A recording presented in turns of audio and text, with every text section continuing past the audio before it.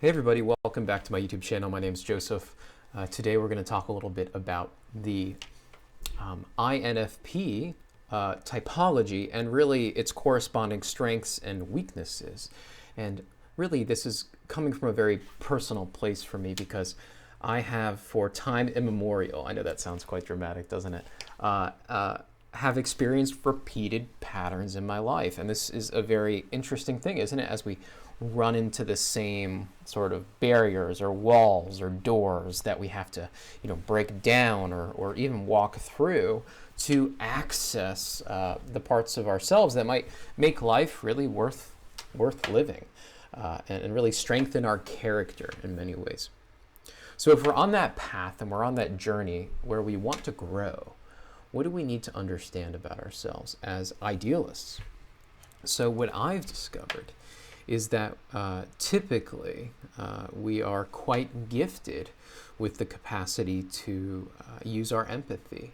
And we are quite gifted at being able to actually really step into the perspective of another person. In fact, we are usually genuinely interested in other people. It's a great gift. I recommend that you utilize that in some practical way, in a way that's very useful. But the thing that we tend to struggle with the most is really organizing our lives and trying to really be detail-oriented in the way that we go about our lives. Typically there's a very strong idealism, and it's a gift, but that idealism is it's so big, and it can squash us.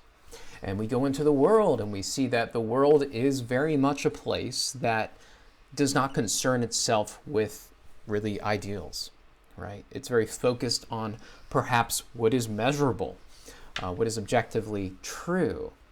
And this is, in some sense, best understood through the cognitive function of thinking or inferior extroverted thinking within the idealist. So in some sense, what we need to grow is to integrate our ability to, in some sense, express our thinking preference. And what I've found is that the key is utilizing our strengths.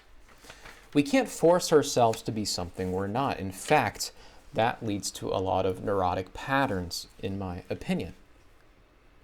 So we have to understand it's not through the element of force, but rather through love and attention, patience, humility, practicing a very incremental and patient approach to ourselves that we see ourselves changing in dramatic ways.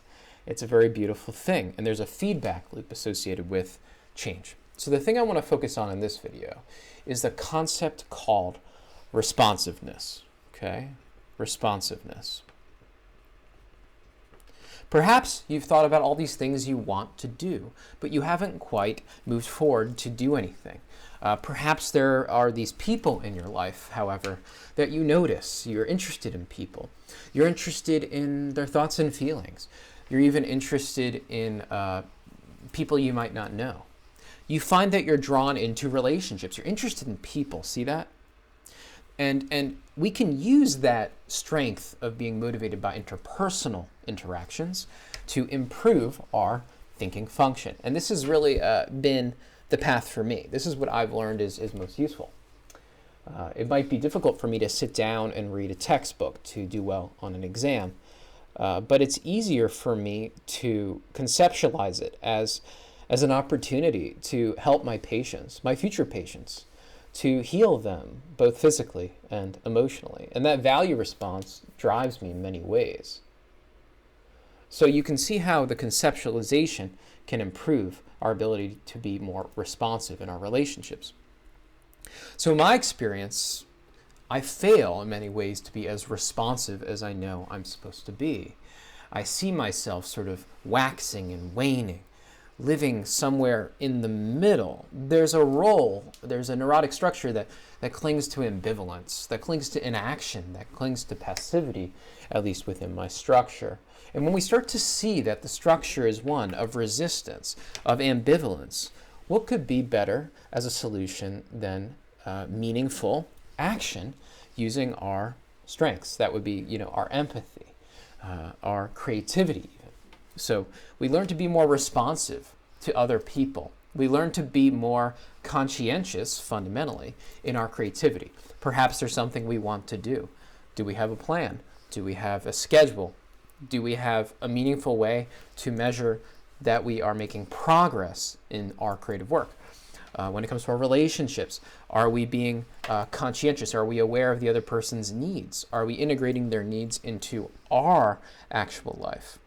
So you can see we need to bring order to the chaos of the creativity. And to me, this is really the path to integration for idealists. It's through becoming more conscientious, but in a way that is emotionally meaningful and in line with our highest ideals. This is a very exciting adventure, and I want to embrace that adventure, and I want to affirm to you that you can very much embark on it, and you can have a really amazing journey, and you can end up on many, many different destinations on your journey. And the key is enjoying the process of the journey as you move forward in the real world. I think all of our mental health issues, in some sense, come from issues with reality. Being able to reconcile how we see ourselves and other people with really reality.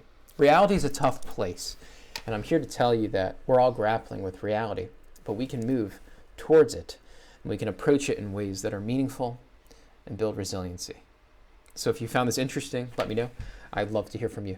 And if you're new, subscribe, like the video. See you in the next video soon. Bye-bye.